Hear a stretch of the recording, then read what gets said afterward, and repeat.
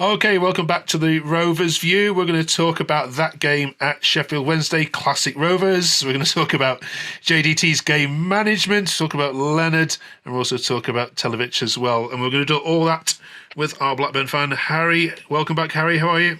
Yeah, not too bad, thank you.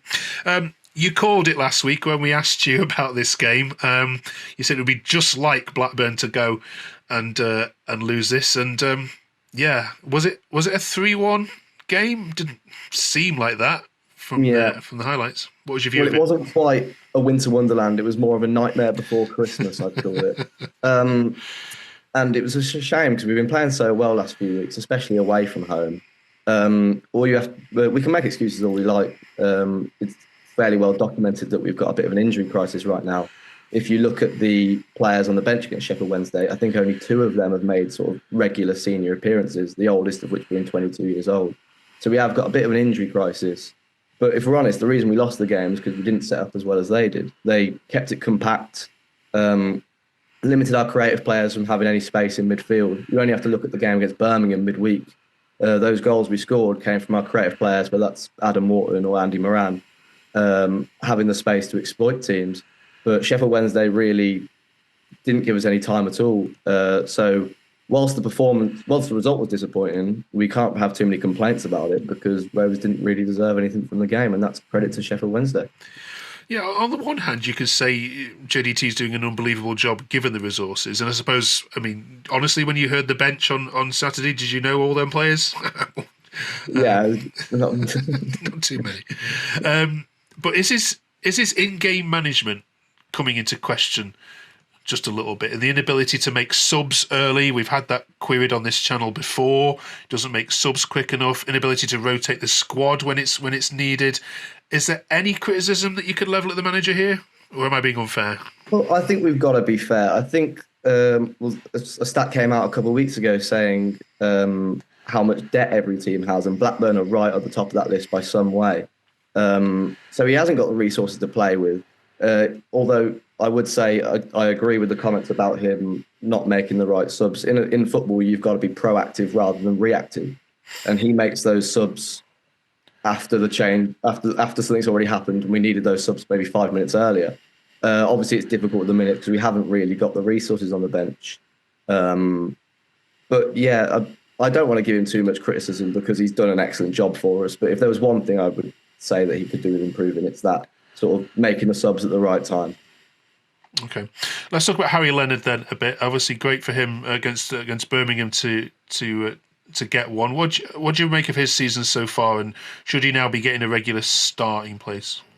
Well, I think he's been almost forced into the team by we have no other forward options, and I think he's a real bright star. The way he played against Birmingham City was a different role than he'd ever really played for us before. He was almost a target man, holding it up and bringing other players into the game. He's got a great record of scoring at youth level. He's really, I think he got 20 goals in the Premier League too, maybe not last season, but maybe the season before. And I thought he was unlucky against Sheffield Wednesday. I think he was doing the right things, but they forced it to play long ball into him. And when he picked up the ball, there was no one really around him to lay off to.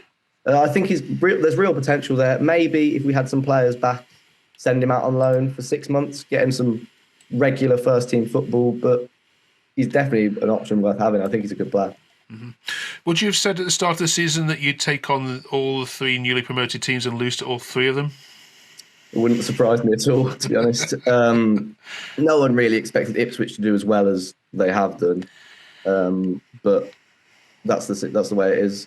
Plymouth have always been a force at home. That was a difficult game, making the 3-hour drive from mine to the game, then losing 3-0, I think it was. But yeah, that's something we've really got to work on. Funny enough, we do quite well against the bigger teams. So maybe Leeds could be in for a little bit of a shock. But the teams at the bottom we really struggle with. We have for a while.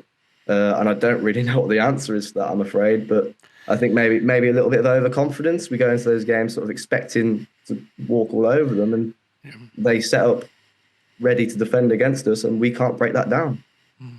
Okay, let's preview the Leeds game in a second. Then before we do that, just a word on the UFA Cup draw. Happy with that? Oh, Borefest, absolute Borefest. Cambridge at home. I mean, it's an opportunity to play the kids, I guess. Again, could see us losing it. Of course, at the Rovers, you always expect the worst. But yeah, opportunity to play the kids. Would be good to get a nice little cup run. I think we got to the quarterfinals last year. Would be nice to get a bit further into the competition, get a nice draw. That'd be nice. Okay. What are your views on Leeds then this weekend? I mean, this is going to be one for the footballing purists. You play good football; they play amazing football. This is going to be one where the ball's not going to be in the air very much. Yeah, it's gonna be. I think it's gonna be a difficult one for us. They're in red hot form. We've just come off a bad result, and we've got two tough games against Leeds and then Southampton. Um, like I said earlier, though, Rovers do tend to do all right against these big teams. But the problem is, we had a similar problem when we played Ipswich. We play a similar side of football, but they've just got better players at playing it than we have. So I'm not overly confident, to be honest. 12:30 kickoff. They're going to bring a lot of fans. Yeah, wouldn't be too hopeful for a Rovers win, I'm afraid. Let's get some score predictions then. Let's bring in Ben, our Leeds fan. Just wait there 1 second, Harry. Thanks. Okay, it's Lancashire against Yorkshire then. Blackburn see the visit of Leeds. Let's get some score predictions. First of all, Ben, have you happy memories of visiting Ewood Park in your time as a Leeds fan? It's been a while since. It feels like forever since we've been there, to be honest. But it always feels like a home game because they've got no fans, have they? So, yeah. Ooh. Harry, respond to that. He's not far wrong, to be honest. The home atmosphere is never amazing, but I do seem to remember I think it was a 2-1 win a couple of years ago, maybe the year Leeds went up at Ewood Park. That's my last memory of beating Leeds, home or away. So hopefully something a bit like that. Okay, let's go some score predictions then. Harry, you're at home. You go first. Blackburn Leeds. Yeah, can't say I'm too confident. They're in red hot form. They sort of hit form at the right time, picking up results from everyone. We've just come off a bad result. Got a tough run between now and Christmas, and we haven't really got the depth for those sort of high fixture congestion. A lot of games in a short period. My heart would like to say that we get something from it. I did say earlier that Rovers do all right against these big sides, but if I'm using my head, I'm going to say 2-1 to Leeds, unfortunately. All right. We like a realist. Ben? But going on the last few games, I want them to score first, nice and early. Let's set off another firecracker. Yeah, I'll probably say 2-1, 3-1. Because I don't think they've got enough to get by us, but anything can happen, can't it?